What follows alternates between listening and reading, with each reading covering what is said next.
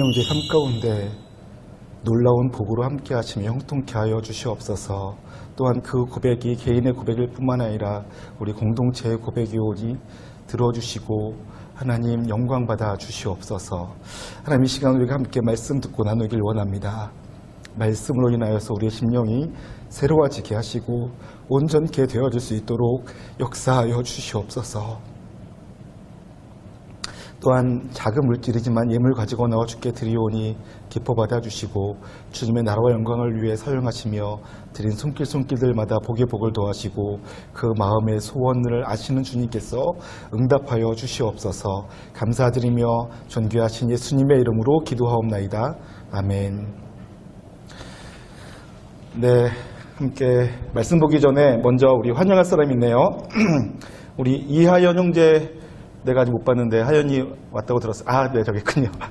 우리 스페인에 교환학생으로 갔다가 얼마 전에 돌아온 것 같아요. 하연이 한번 얼굴 좀 한번 보여주세요. 우리 이하연 형제 박수로 환영하겠습니다. 네, 환영합니다. 그리고 우리 박서열 형제 최근에 중국 심양으로 단기 선교 갔다가 엊그저께 돌아왔어요. 서열 형제 어디 갔죠? 서열이, 네, 한번 인사해 주세요. 네, 얼굴이 많이 탔네요. 아, 원래 거 맞나? 네, 환영합니다. 우리 서열 형제 단기 선교 보고는 우리 이따가 대그룹 시간 때 하도록 하겠습니다. 네, 우리 말씀 함께 보도록 하죠. 고린도후서 10장입니다. 고린도후서 10장 3절부터 5절까지 말씀 보도록 하겠습니다.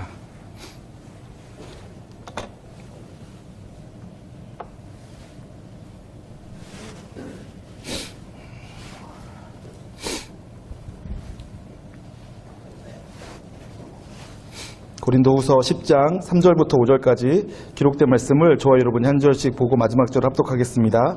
우리가 육신으로 행하나 육신에 따라 싸우지 아니하노니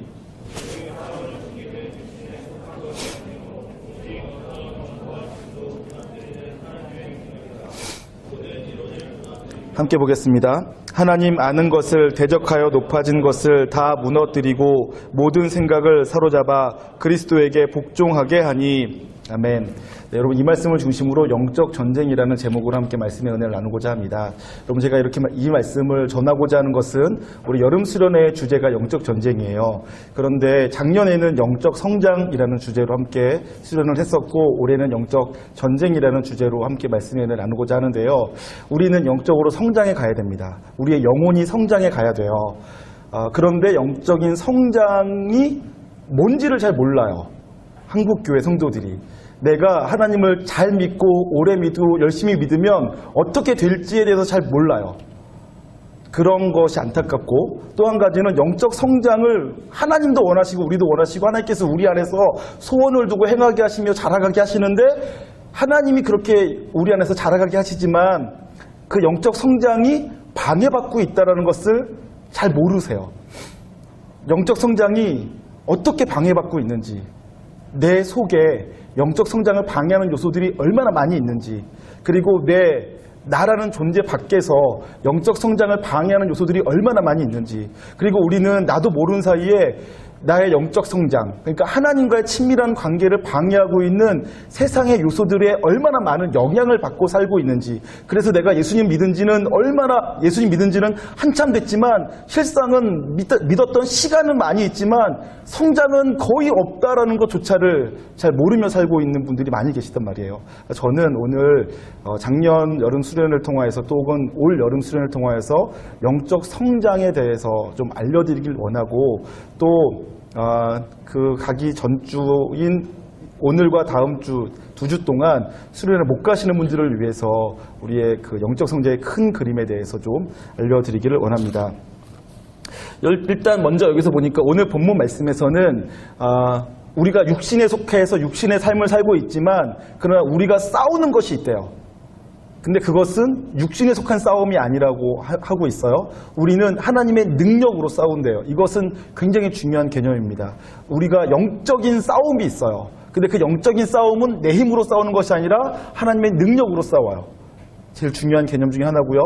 그런 다음에 그 하나님의 능력으로 무너뜨리는 것이 있다고 해요. 그 무너뜨리는 것이 견고한 진이에요. 그러니까 우리가 영적으로 성장하도록 성장하는 것을 방해하는 것을 한마디로 표현하자면 견고한 진이에요. 그 견고한 진은 오늘 말씀에는 두 가지로 표현하고 있는데요. 한 가지는 모든 이론이에요. 근데 그 모든 이론이란 뭐냐면 하나님 없이 형성된 모든 이론이에요. 여러분, 하나님 없이 형성된 모든 이론이 뭘까요? 세상 사람들은 하나님을 인정하려고 하지 않아요. 하나님을 부인한단 말이에요. 근데 하나님을 부인한 상태에서 이 세상을 바라보니까 이 세상은 너무너무 신비해요. 어떻게 이렇게 광대한 우주가 있고 이렇게 아름다운 세상이 있고 사람이라는 존재가 너무너무 신기하잖아요. 신기한 거 투성이에요. 그런데 이 신기한 것이 어떻게 만들어졌을까? 하나님 없이 생각하면 나올 수 있는 이론은 가장 좋은 이론이 진화론이라는 거죠. 그래서 사람들은 진화론을 만들어 놓고 하나님 없이 진화론으로 세상을 이해하려고 해요. 그리고 그 진화론을 강조하죠. 그래서 이 땅에 있는 하나님 모르는 대부분의 사람들은 진화론과 진화론적 세계관을 갖고 있어요. 그리고 교회 안에 들어와 있는 여러분들도 모르는 사이에 진화론적 세계관을 가지고 있어요. 그리고 진화론에 근거한 생각을 여러분의 말로도 뱉어내요. 여러분, 적자생존이라는 말은 우리가 아주 흔히 하는 말이에요. 그런데 그것은 진화론에 근거한 말이죠. 적응한 사람만 살아남다라는 거예요. 근데 교회 안에도 그런 말들을 굉장히 많이 써요. 그러한 세계관을 가지고 살고 있는 사람들이 많단 말이에요. 하나님을 몰라서 그래요. 하나님 나라를 몰라서 그런 거죠. 뿐만 아니라 하나님 없이 만들어진 이론들이 있어요. 그러니까 하나님을 왕으로 인정하지 않아요. 하나님이 계시다는 것을 인정하지 않아요. 그런데 이 세상은 너무너무 신비롭단 말이에요. 자연 만물도 사람도 우리들의 관계도 우리의 마음도 너무너무 신기해요. 신비롭죠. 우리는 하나님께서 하셨다, 완전하신 하나님께서 하셨다라고 믿기 때문에 당연한 것처럼 여겨지지만 하나님 없이 이해하려고 그러면 굉장히 난해하고 어려워요. 그래서 그들이 수없이 많은 이론들을 만들어냅니다. 하나님 없이 이 세상이 어떻게 운영되고 돌아가고 유지되는가 하는 이론들을 만들어냈단 말이에요. 그런데 그 이론에 근거해서 우리가 세상을 이해하려고 하다 보면 점점점 정말 하나님 없이도 괜찮구나, 하나님 없이도 잘 돌아갈 수 있구나 라고 착각하게 되어져요. 굉장히 무서운 일이죠. 그래서 하나님 없이 만들어진 모든 이론이 우리가 영적으로 성장하는 것을 방해하는 견고한 진이 되어 하나님을 알아가고 만나가는 것을 방해하죠. 여러분, 우리가 안 믿는 사람들에게 가가지고 하나님이 이 세상을 창조하셨어 라고 말하면 그들은 곧바로 그건 너희들 생각이고 라고 대답해요. 그건 너희들 생각이고 믿는 사람들이나 그렇게 생각하는 거지 라고 해요. 안 믿는 사람에게 있어서 하나님의 창조는 굉장히 어려운, 하나님 나라로 들어오는 것을 막아서는 굉장히 어려운 진입장벽이에요. 견고한 진인 거죠. 창조론뿐만 아니라 여러분, 늘 말씀드린 것처럼 하나님 없이 사람을 이해하려고 하다 보면 인본주의라는 장벽을 만나게 돼요. 인본주의의 이론. 하나님 중심으로 생각하지 않고 사람 중심으로 생각하는 거예요. 인본주의는 좋은 점이 많아요. 아름다운 점이 많습니다. 따뜻해요. 그러나 인본주의를 따라가다 보면 사람이 가장 중요하기 때문에 하나님 말씀이 들어설 틈을 막아버리게 돼요. 더 자세한 내용은 수련회 때 하도록 하고요. 견고한 진이 있는가 하면 또한 하나님 아는 것을 대적하여 높아진 것들이 있어요. 하나님 아는 것이 우리에게는 너무너무 중요하다. 하나님을 믿고 성장해 간다는 것은 하나님을 알아간다는 것을 의미해요. 그런데 하나님 아는 것을 대적하여 높아진 것들이 있어요. 그것들이 뭘까요? 저는 그것을 우리의 가치관의 문제라고 늘 생각하고 있는데요. 하나님의 자리에 다른 것을 놓을 수 있어요. 우리는 성경은 하나님이 우리의 공급자, 하나님이 우리를 만족해 하시는 분, 그래서 우리는 하나님만으로 충분하다, 하나님만으로 만족한다라고 고백해요. 그게 믿는 자의 정직한 고백이죠. 세상 사람들은 어떻게 생각할까요? 그 자리에 뭘 놓을까요? 뭐가 있으면 불편하지 않고, 뭐가 있으면 평안하고, 뭐가 있으면 다 해결된다고 생각할까요? 돈이에요. 돈 있으면 행복하고 돈 있으면 불편하지 않다고 생각해요. 내가 이 땅에서 불편하고 힘들고 어려운 일은 돈이 없어서지 돈만 있으면 누구나 다 천국과 같은 삶을 살 수 있어 라고 생각했단 말이에요. 하나님 자리에 돈을 대신 놓고 살고 있는 거예요. 그러면서 돈을 더 많이 벌어야 된대요. 돈, 더 많은 돈, 더 많은 돈, 더 많은 돈. 그렇게 끊임없이 돈 벌려고 살고 있죠. 그것이 있어야지만 행복할 줄 알고 살아요. 결국 안 되는 것인데. 그런 것들이 영적 전쟁을 우리로 하여금 하나님을 아는, 하나님께 나아가고 하나님 앞에서 성장하는 것들을 가로막고 있는 요소들이에요. 그런데 우리가 그런 것들에 대해서 인식이 없어요.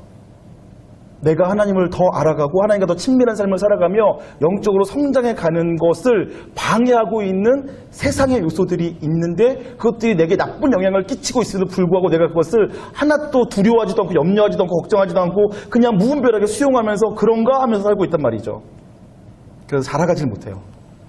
교회를 다니고 믿고 있지만 진짜 평안을 누리지 못한다는 얘기죠. 그러한 부분을 다루도록 하겠습니다. 외적인 부분뿐만 아니라 내적인 문제도 있어요. 그런 부분도 수련회 때 다루도록 하겠습니다. 먼저는 오늘 그러한 주제에 대해서 우리가 쭉 나눠야 될 필요를 갖고 이번 여름 수련회 때 다룰 터인데 오늘은 왜 영적인 성장 또 혹은 영적 전쟁을 다루어야 되는가라는 문제에 대해서만 조금 더 집중적으로 다루도록 하겠습니다. 저는 여러분들에게 사랑이 필요하다고 믿어요. 하나님께서 여러분을 사랑한다는 것을 여러분이 충분히 알기를 원합니다. 그런데 오늘 설교에서는 제가 조금 교훈, 책망에 대한 내용들을 좀 나누도록 해야 될 것 같아요. 여러분 저는 모태신앙으로서 지금까지 살아왔고요. 저희 할아버지가 목사님이시고 아버지가 장로님이세요. 그래서 어려서부터 교회를 너무 사랑했어요. 그리고 제가 청소년기를 지날 때에는 한국교회가 엄청난 부흥기였어요. 한국교회 부흥의 절정기를 제가 살았죠. 한국교회 지금 우리가 부르는 찬양들이 전에는 찬송가만 부르다가 복음송가가 막 불려지기 시작할 때 한국교회에 가장 흥분되어지는 시기를 겪은 게 저라고 저는 생각해요. 그런가 하면 저는 한국교회 쇠퇴기를 경험하고 있어요. 목회자가 되어서 쇠퇴기를 경험하고 있어요. 제가 제 안에 나름대로 고민이 굉장히 많습니다. 근데 그 고민 중에 하나가 뭐냐면 한국교회에 대한 저의 진단인데요. 저는 한국교회가 타가소 교회다라고 생각합니다. 영적인 어린아이들만 가득한 교회. 그것이 한국교회의 문제다라고 생각합니다. 한국교회가 교회라는 이름을 가지고 존재하고 한국교회 성도들 모두가 구원받은 성도들이라고 저도 믿어요. 그런데 구원받은 성도이긴 하지만 영적으로 어른이 없어요. 영적으로 성숙하여서 하나님 나라의 삶을 보여주는 영적인 어른은 찾아보기 힘들고 다들 영적인 어린아이들만 있어요. 그것은 한국교회를 굉장히 어렵게 만들고 있죠. 교회가 세상에서 빛이 되고 소금이 된다고 하나님께서는 교회가 세상의 빛이고 소금이라고 말씀하고 계신데 사실은 한국교회는 세상을 비추질 못해요. 세상을 변화시키질 못해요. 그럴 만한 힘을 갖고 있질 못해요. 말씀이 문제가 있는 것이 아니고 하나님의 능력이 없어서가 아니라 그 말씀을 담지하고 하나님 말씀을 살아내야 될 성도들이 그것을 감당해낼 역량이 형성되지 않았기 때문에 한국교회가 빛이 되지 못하고 소금이 되지 못한 채 도리어 욕을 먹고 있고요. 하나님의 영광을 가리고 있고 세상을 걱정케 하고 있어요. 그 모습이 한국교회가 타가소 교회이기 때문이다라고 저는 진단한단 말입니다. 왜 한국교회는 그러면 타가소 교회가 됐느냐? 첫 번째는 우리의 구원에 대한 인식의 문제가 있기 때문에 그래요. 여러분과 저는 여러분 빼놓고 일단 저 얘기만 하자면 제가 중고등학교 청년 시절을 지날 때 구원이라고 하면 죄와 사망으로부터의 구원만 배웠어요. 우리의 구원은 죄와 사망으로부터의 구원이 맞습니다. 그것은 분명히 맞는 말이지만 우리의 구원의 개념은 거기서 끝나서는 안 돼요. 우리의 구원은 죄와 사망으로부터 구원받아 하나님의 부르심을 쫓아 영화의 자리에까지 올라가야 돼요. 우리의 구원은 시작되어져서 완성되어져 가야 됩니다. 구원이 이루어져야 돼요. 그러한 개념을 들어본 사람이 없어요. 아니 저는 못 듣고 자랐어요. 한번 확인해 볼까요? 빌립보서 2장 12절입니다. 많은 부분이 말하고 있지만 빌립보서 2장 12절 신약성 320페이지 전후에 있습니다. 빌립보서 2장 12절 제가 읽겠습니다. 그러므로 나의 사랑하는 자들아 너희가 나 있을 때뿐 아니라 더욱 지금 나 없을 때에도 항상 복종하여 두렵고 떨림으로 너희 구원을 이루라 라고 되어 있죠. 그럼 구원을 이루래요. 지금 안 믿는 사람에게 예수님 믿고 구원받아라 라는 말 하는 것이 아니에요. 빌립보 교회 성도들에게 이미 구원받고 죄와 사망으로부터 건진받은 빌립보 교회 성도들에게 하는 말이 나 있을 때뿐 아니라 나 없을 때에도 두렵고 떨림으로 너희 구원을 완성시켜라 라고 하는 말이에요. 우리의 구원은 구원받은 이후에 계속 진행형입니다. 물론 그 구원을 이루실 분은 우리 안에 착한 일을 행하시는 예수 그리스도세요. 그래서 13절에 그렇게 나와 있죠.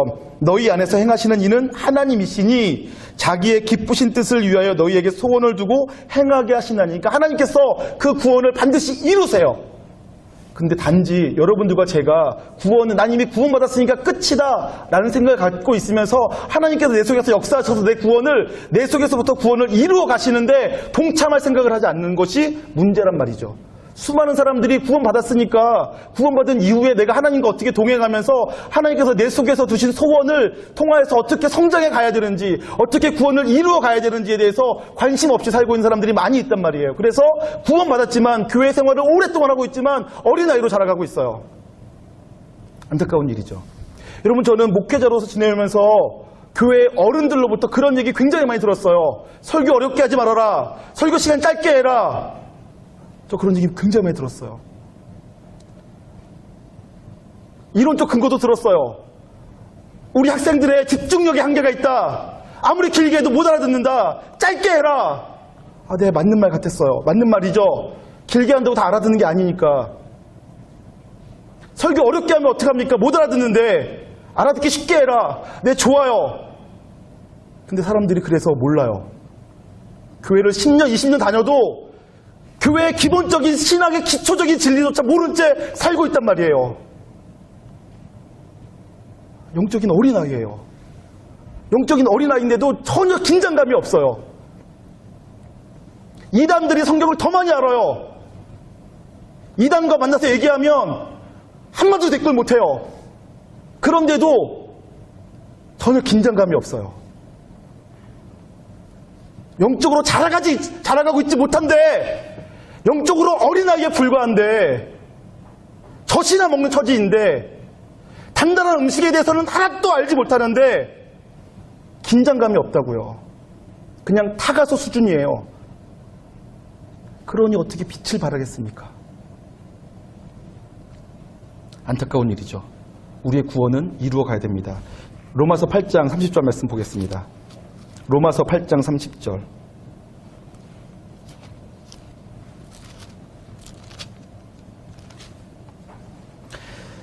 30절에 보니까 우리의 구원의 서정에 대한 힌트가 나옵니다. 로마서 8장 30절. 또 미리 정하신 그들을 또한 부르시고 정하신 그들을 부르셨대요. 부르신 그들을 또한 의롭다 하시고 의롭다 하신 그들을 또한 영화롭게 하셨느니라. 우리 구원의 서정이에요. 하나님께서 우리를 창세전부터 아셨어요. 우리의 행위와 상관없이 우리를 구원하시고자 아신 거죠. 그런 우리를 부르세요. 하나님의 방식으로 부르세요. 초청하시는 거죠. 그래서 우리가 회심하면 예수 그리스도로 말미암아 우리가 의롭게 되어져요. 근데 의롭게 되어진 것으로 끝나는 것이 아니라 의롭게 된 우리를 어떻게 하신다고요? 영화롭게 하신다고요. 하나님께서 그렇게 해가세요. 그러니까 우리는 단지 구원받고 의로워졌다라는 데서 멈추면 안 되고요. 거기서 영화로운 단계까지 자라가야 됩니다. 자라갈 필요가 있다. 그래서 우리의 구원은 죄와 사망으로부터의 구원, 내가 예수님을 영접한 것으로 끝났다라고 생각하면 안 되고요. 예수님을 영접한 이후에 하나님의 자녀가 된 이후에 점점 더 자라가야 된다. 하나님을 점점 더 잘 알아가야 되고 하나님과 더 친밀한 관계 속에 거해야 된다라는 것을 믿으시길 바라고요. 그래서 정말로 잘 자라가시기를 소망합니다. 또한 저는 어려서부터 전도에 대해서 들었어요. 여러분들도 아마 들으셨을 거예요. 근데 우리는 전도에 대해서 어떻게 알고 있냐? 교회 안 다니던 사람을 교회 데리고 오는 것을 전도라고 생각한단 말이에요.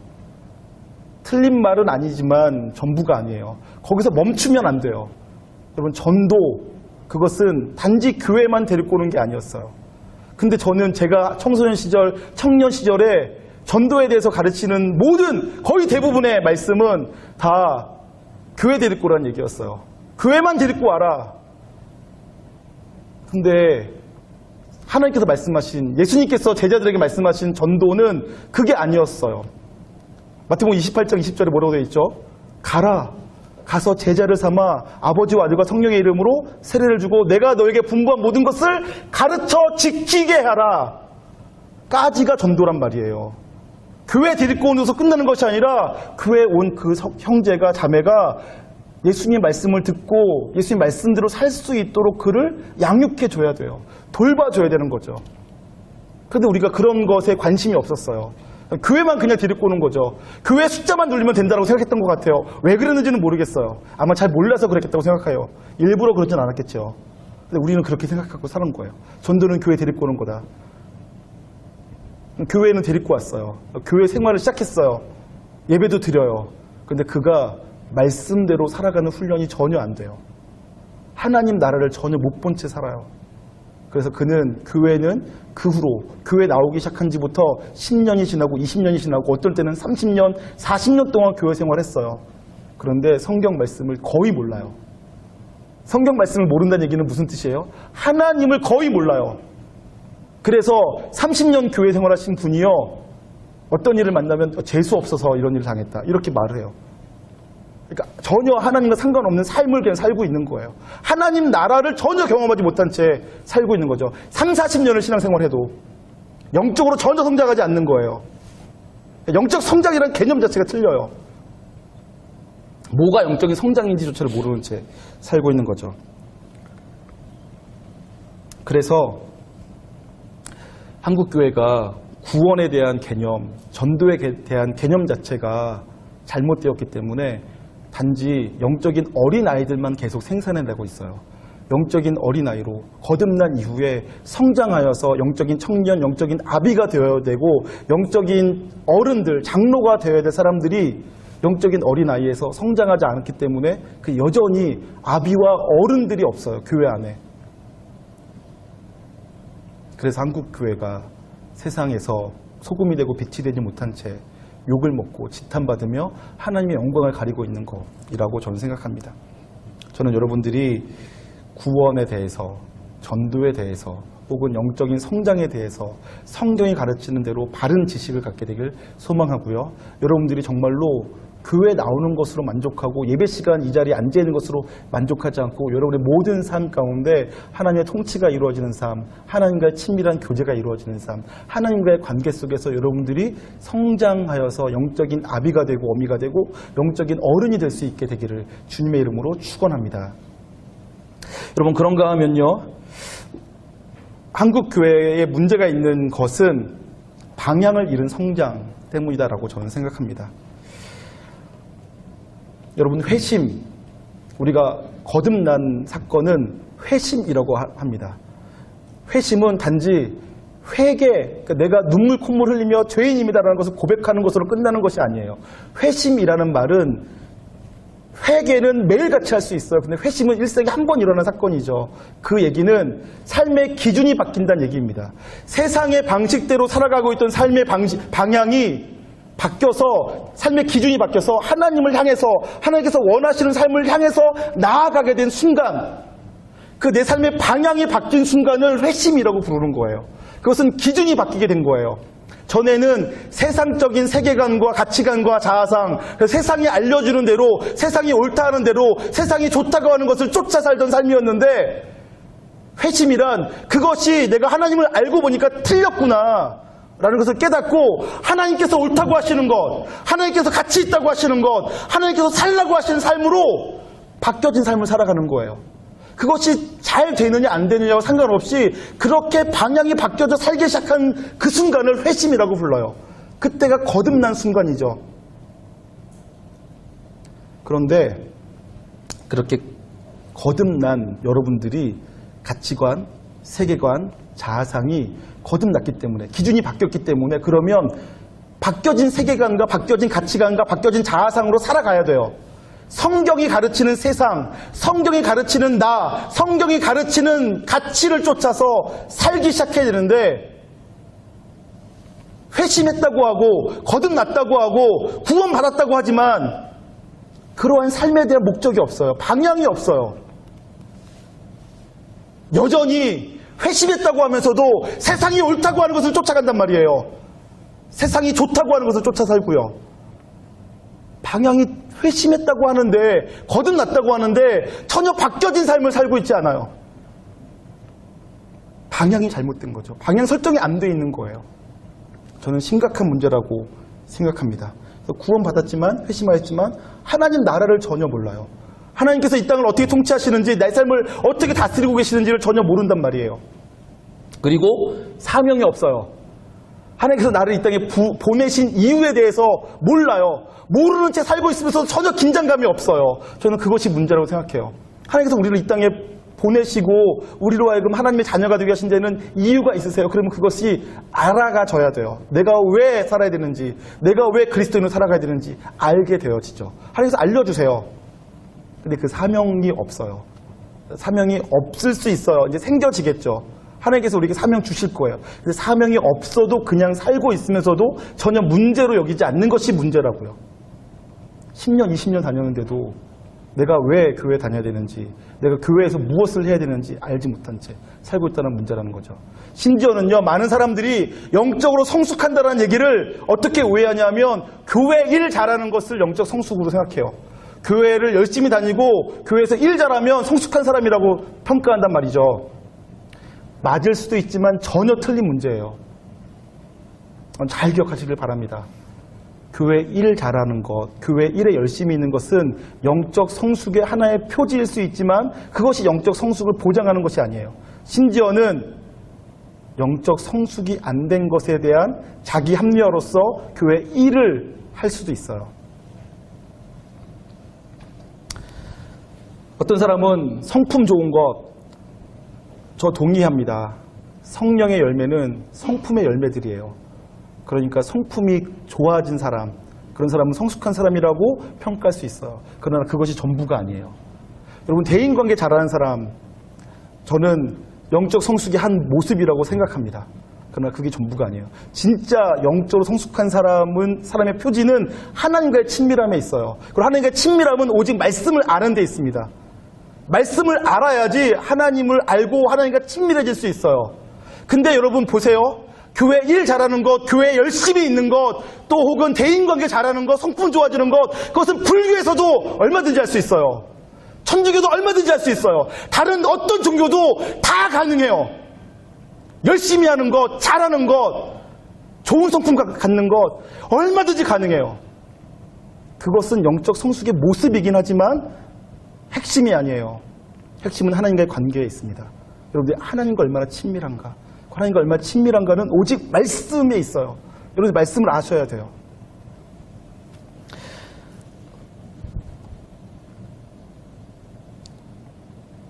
제가 너무 흥분해서 죄송합니다. 목이 다 쉬어가고 있네요.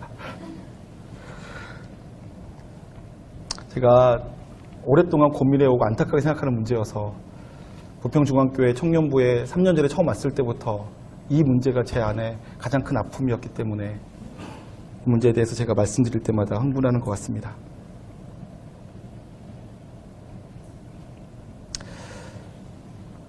여러분, 히브리서의 말씀에 의하면 너희가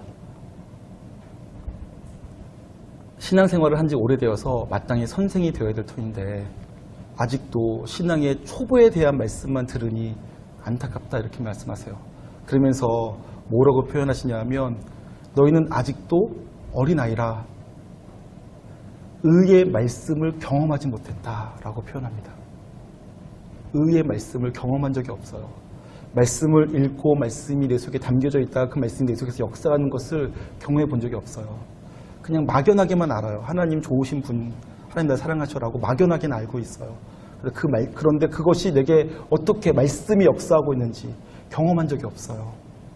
그래서 하나님을 아는데 어렴풋이 알고요. 하나님을 잘 모르는 거예요. 다른 사람에게 그것이 증거되어지지도 않고요. 그래서 지각을 사용하여 연단함으로 세상을 판단할 수가 없어요. 그러니까 일단은 말씀이 내 속에 들어오고 그 말씀이 내 속에서 경험되어진 다음에 하나님 나라가 경험되어지면 그 다음에는 지각을 사용하게 돼요. 그래서 내가 세상을 이해하게 됩니다. 정치, 경제, 사회, 문화에 대해서 성경적 대안을 제시할 수 있게 되어지는 거예요. 근데 그것은 고사하고 아직 신앙의 초보에 대한 것을 다시 누구에게 가르침 받아야지만 돼요.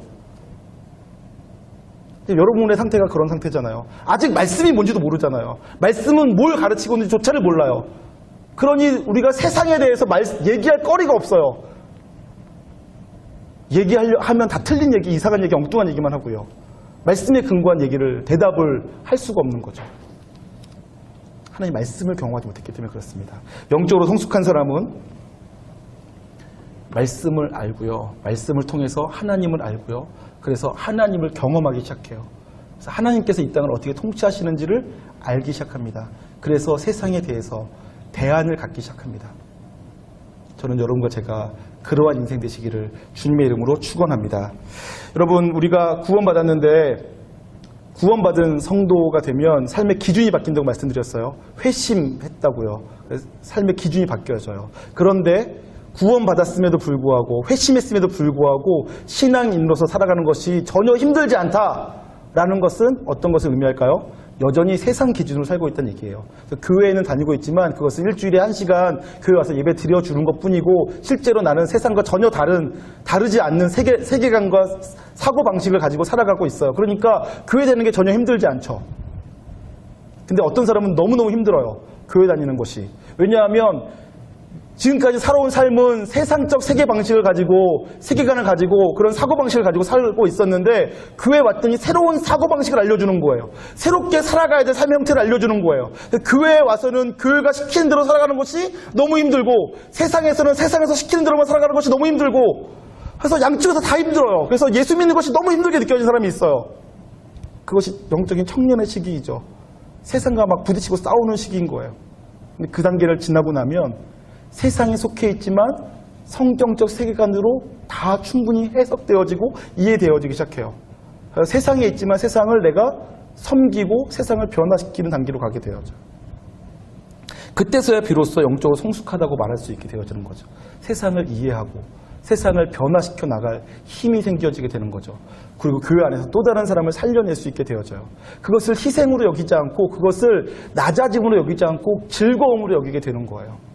그런 힘이 생겨지게 돼요. 저절로 자연스럽게 하나님에 의해서 그렇게 어른이 되어져 가는 것입니다. 그런데 우리가 만약 구원받았지만 영적 성장에 대한 큰 그림이 없이 그냥 이 상태로 괜찮다라고만 생각한다면 그리고 여전히 예수님 믿고 있지만 나의 세계관을 성경적으로 바꿀 생각이 없다. 나의 가치관을 성경적으로 바꿀 생각이 없다. 그러시면 그냥 교회 다니고 있지만 본인 스스로 회심했다고 주장하고 있지만 실제로는 회심한 것이 아닐 수 있어요. 그냥 세상 사람이에요. 그냥 교회 출석하는 사람이죠. 나쁘게 말하면 그냥 종교인일 뿐 그리스도인은 아닐 수 있습니다. 그리스도인은 내 속에 그리스도께서 계시기 때문에 더 이상 세상 방식으로 살아갈 수가 없어요.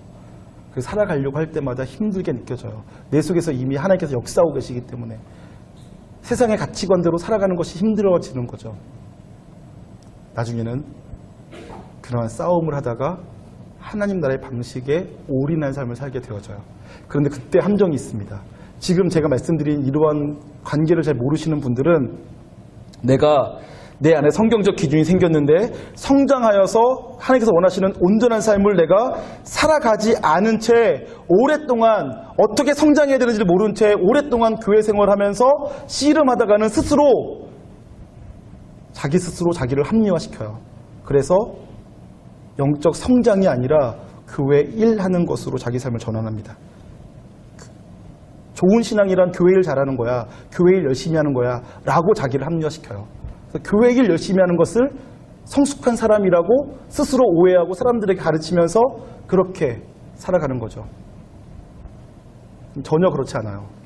교회 일은 열심히 하십시오. 잘하십시오. 그거는 잘하는 게 문제가 아니라 그것으로 자기의 영적 성장을 대신하는 게 문제라고요. 여러분, 영적 성장은 하나님과 관계가 더 깊어지는 데 있어요. 하나님의 말씀대로 순종하여 살아가는 것이 점점 더 내 삶의 모든 영역에서 가능해지는 데 있어요. 근데 그것을 모르는 채 교회 생활을 오래 하면서 성장해야 되는데 어떻게 성장해야 되는지 모르는 사람이 계속해서 교회에 대한 열심으로, 종교 생활에 대한 열심으로 자기를 합리화시켜서 그것을 열심으로 알고 있다고요. 그래서 교회 일은 굉장히 많이 되고 있는데 생명이 역사하지 않는 그런 교회가 될 수도 있어요. 우리 교회는 아무런 일도 일어나지 않아도 생명이 역사하는 교회가 되길 소망합니다. 할렐루야. 아무런 일도 하지 않아도 생명은 자라날 수 있어요. 근데 100가지 1000가지 일을 해도 생명이 하나도 자라나지 않을 수도 있어요. 저는 여러분들이 그것을 구별할 줄 아는 눈이 생겨지길 원합니다. 주님께서 오셔서 우리의 감겨졌던 눈을 다시 뜨게 해주길 소망합니다. 하나님 나라를 볼 수 있는 눈이 생겨지길 소망합니다. 하나님의 나라는 어떤 곳인지 여러분이 보게 되길 소망합니다. 그래서 여러분, 영적으로 성장한다는 것은 누구인가? 영적으로 성장한 사람은 어떤 사람인가? 그 얘기는 다음 시간에 함께 나누도록 하죠. 그래서 내가 정말로 하나님과 관계가 깊어져서 성숙한 사람이라면 어떤 삶을 살게 될 것인가? 내가 지켜봐야 될, 내가 온전케 되어져서 하게 되어질 삶이란 어떤 삶일까요? 교회에서 일 열심히 하지 않아도, 교회에서 아무것도 내 스스로 하는 것이 아무것도 없는 것 같은데도 내가 있는 자리에서 생명이 역동하게 되어지는 일은 어떻게 가능한가? 나는 그냥 가만히 있었는데도 수많은 사람들이 하나님으로 인하여서 영광 받으시게 되어진 삶은 어떤 삶인가? 저는 저와 여러분이 그런 것들을 함께 고민하고 또 그런 삶을 바라볼 수 있게 되어지길 소망하고, 하나님께서 나를 그 삶으로 이끌고 가시는 것을 여러분들이 함께 지켜보게 되길 주님의 이름으로 축원합니다. 그럼 함께 제가 하나님 아버지, 눈들어 주를 바라보길 원합니다. 안주한 채로 살지 않고 타가소의 모습으로 지내지 않고 잘못된 방법으로 성장했다고 스스로 속이지 않게 하시고 정말로 주 안에서 성숙한 어른의 모습을 가질 수 있게 되어지길 소망합니다. 하나님의 말씀 더 알길 원하고 의의 말씀을 경험하여 말씀이 내 속에서 역사하는 것을 보길 원하고, 그래서 말씀으로 세상을 이해하고 해석할 뿐 아니라 세상을 가르칠 수 있는 인생들 될 수 있기를 원합니다. 그렇게 자라가는 저를 될 수 있게 하시고, 그래서 우리의 사명이 무엇인지 깨닫고 사명자로서 살아가며 이 땅의 교회를, 또 세계 열방의 교회를 온전케 만들어가는 저희들 되길 원합니다. 그 일을 위해서 하나님께서 먼저 지금 이 시간 나를 온전케 하시는 그 손길에 내 삶을 맡길 수 있게 하여 주시고, 하나님께서 내 마음을 만져주시고 내 심령을 새롭게 하실 때 믿음으로 그 하나님의 손길 가운데 내 삶을 맡겨드릴 수 있도록 역사하여 주시옵소서. 감사드리며 존귀하신 예수님의 이름으로 기도합나이다. 아멘. 이제는 우리 주 예수 그리스도의 놀라우신 은혜와 하나님 아버지의 측량 못할 극진하신 사랑하심과 성령님의 감화 감동 교통하심 역사가 이곳에 있는 모든 사랑하는 형제 자매들의 심령 가운데, 또 해외에 나가 있는 우리 선교사님들과 또 우리 군대에 있는 지체들과 멀리 떨어져 있으나 우리 한 가족된 모든 사랑하는 청년들의 삶 가운데 이제로부터 영원토록 함께 있을지어다. 아멘.